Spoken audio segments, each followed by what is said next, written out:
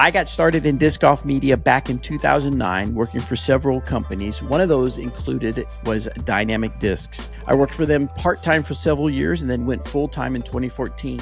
Less than a year ago, Dynamic Discs was purchased by House of Discs, along with some other companies throughout the year. I think it's about time I tell you what my thoughts are on it. You being the forefront of DD social media for almost a decade, I would say, somewhere around in that area.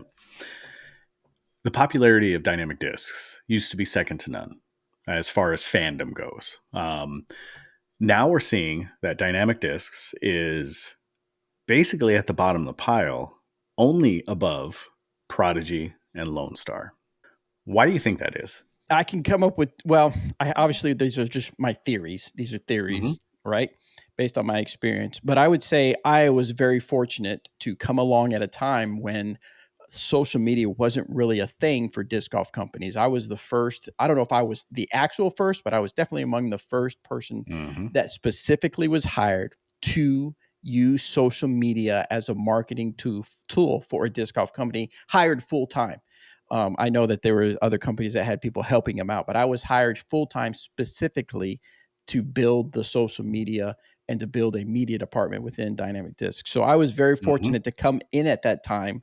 So that helped garner a lot of attention to Dynamic Discs. At the time, you know, the big guys in of this craft were looked at as a companies that were failing in that areas. And here we come along, and Jeremy had the foresight to say, you know what, I think we need social media as a marketing tool. That helped Dynamic Discs a lot. My other theory is that the culture I tried to create, or that I created in the marketing and the social media, was a transparent one that we kind of pulled the curtains open and let you come in and meet me, meet Jeremy, meet all kinds of people that work behind the scenes, what we did on a daily basis, what we did to have fun, you know, our events, I would go live during our company events just to show people what was happening behind the scenes. I don't feel like that's happening right now at Dynamic Discs. It doesn't feel like that's kind of the culture that's there anymore. Danny just recently left, and he was one of the he was so good at social media. He was so good at content creation. He was so good at being an instructor. A lot of people learned a lot of stuff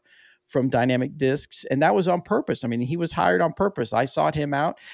He was making fantastic videos before we hired him, and then we hired him, and I just said, you know, Danny, do your thing. Just, you know, do it for Dynamic Discs, and that was fantastic.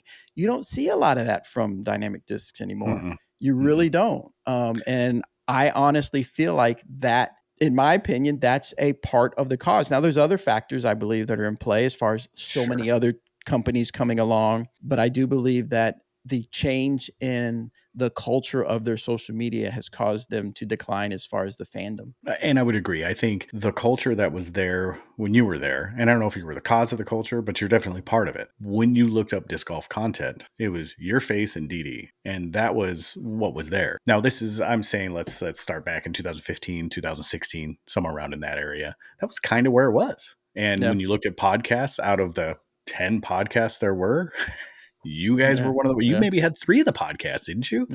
There was one time like we did in the circle. You had Inside the Circle, Disc Golf Answer Man, and then later on, I produced a Dynamic Discs Open one, which was basically telling people how to have the most fun during the Dynamic Discs Open. Of course, it had just changed from Glass One Open to Dynamic Discs Open. And so when we look at that, you know, a lot of those things basically ceased, and they stopped engaging with the public in that regard. So, I mean, there were things here and there, you know, Danny and Anthony did some things, but really the pages went dormant. The podcasts went dormant. But also at that same time, you saw a mass exit of players, and it slowly continued. Is that same thing happening on the player side as it is on the consumer side? So basically they lost interest in consumers. Do you believe that you saw the same thing that happened with the players as the players started to leave in pretty record numbers? I could see some of the players maybe feeling less of a family feel. I could see players thinking that and saying that. I honestly feel that the investor culture, House of Discs, is a major influence on the players and what's happening with the players, in the sense that they're probably looking. Now, again, this is all my theory based on my experience. in that they're investing heavily on the top end rather than the quote unquote grassroots end. Culture is always driven from the top down. Yeah. So the culture is driven from the top down and bolstered from the bottom up. So when we talk about the culture that has fallen apart, you saw a gradual decline in DD, basically at helicopters beyond. When you talk about that decline in that culture, is that something, so we have a individual that commented, is a professional player. I don't know if I'm allowed to say his name or not. I don't want to throw him under the bus, but he basically said the relationship between the manufacturer and the player needs to be a lot more cohesive and on the same page. And there has to be a mutual feeding both directions. It doesn't seem like that's happening. Yeah, I don't know. I guess, yes, you're right. On certain levels, I don't see the same investment in the mid-tier level player from a lot of companies, not just I Make This, but it seems from a lot of companies for sure. I think that's a miss.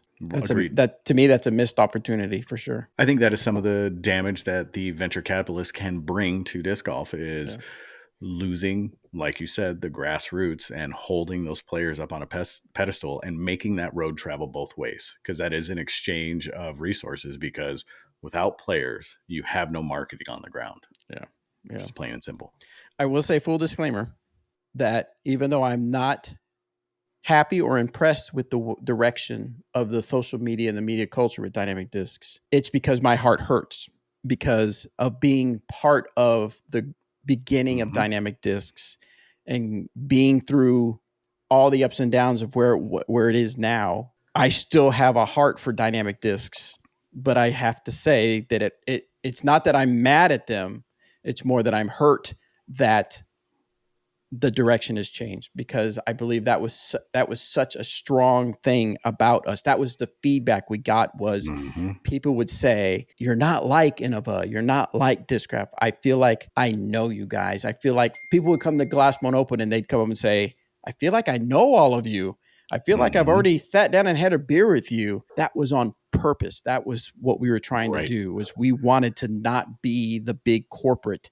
We wanted to be the cool guys. We wanted to be the guys you wanted to hang out with while playing some disc golf. Right. I don't feel that from them right now. And that hurts my heart. That was a lot of the reason why I asked and why I made it very DD specific. It wasn't picking on DD. Yeah. It was just, I knew that there's heartstrings. Yeah. So